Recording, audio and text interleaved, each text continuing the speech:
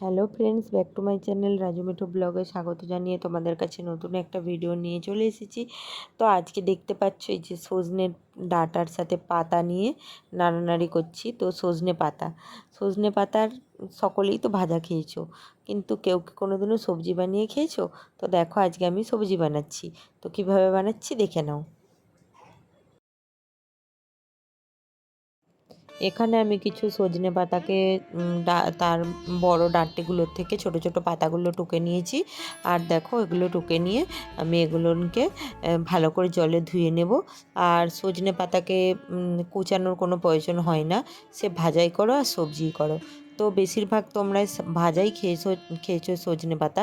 তো আমিও সজনে পাতা ভাজাটাই বেশি পছন্দ করি। তো আজকে আমি বানিয়েছি সজনে পাতার সবজি।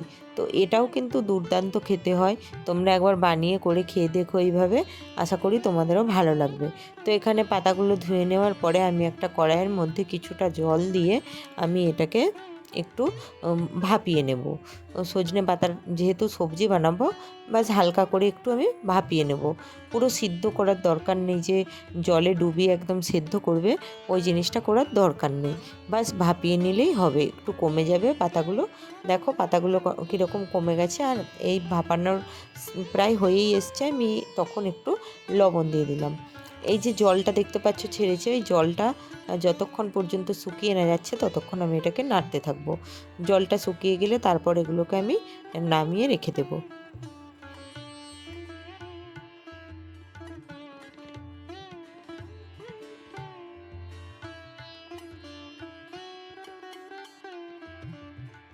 জলটা শুকিয়ে যাওয়ার পর আমি সজনে পাতাগুলো নামিয়ে রেখে দিয়েছি। তারপর এখানে কড়াইয়ের মধ্যে, কড়াইটা গরম হয়ে গেলে আবার আমি একটু তেল দিয়ে দিলাম, সরষের তেল। তো সরষের তেল দিয়ে তার মধ্যে একটু ফোড়ন দিয়ে দেবো, পাঁচফোড়নটা একটু গরম হয়ে গেলে এর মধ্যে আমি দিয়ে দেবো আগের থেকে কেটে রেখেছি একটা আলু। বেশি আলু দেবে না। আর তোমাদের বাড়িতে যদি বড়ি থাকে, বিউলির ডালের হোক, খেসারির ডালের হোক, ওই বড়ি থাকলে বড়ি কিন্তু ভেজে দিতে পারো। তো আমি বড়িটা ছিল না, আমি এখানে তাই ফোড়নটা দেওয়ার পরে আলুটা দিয়ে দিলাম। একটা মাত্রই আলু দিয়েছি, বেশি আলু কিন্তু দেবে না, অল্প করে আলু দেবে। তো একটা আলু এখানে দিয়ে দিলাম তেলের মধ্যে, দিয়ে এটাকে ভালো করে ভাজা ভাজা করে নেব। একটু ভাজা ভাজা হয়ে গেলে এর মধ্যে একটা বেশ বড় সাইজের পেঁয়াজকে ছোট ছোট করে কুচি করে রেখেছিলাম, সেই পেঁয়াজটাকেও আমি এর মধ্যে দিয়ে দিলাম। দিয়ে ভালো করে আলুর সাথে পেঁয়াজটাও আমি ভেজে ভেজে নেব। পেঁয়াজ আলুটা হালকা একটু ভাজা ভাজা হয়ে গেলে এর মধ্যে দিয়ে দেবো কিছুটা পরিমাণে লবণ। লবণটা তোমরা স্বাদ অনুযায়ী দিও।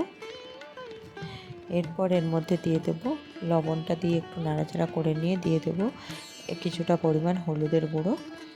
তারপর দিয়ে দেবো কিছুটা পরিমাণ লঙ্কার গুঁড়ো।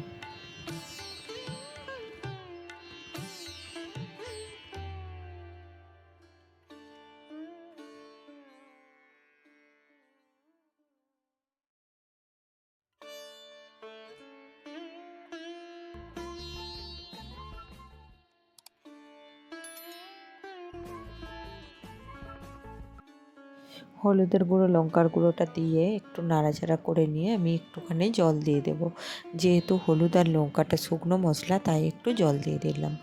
জলটা দিয়ে একটু ঘেঁটে নিয়ে তারপরে দিয়ে দেবো যে সিদ্ধ করে বা ভাপিয়ে শাকটা রেখেছিলে, সজনে শাকটা, সেই শাকটা দিয়ে দেবো।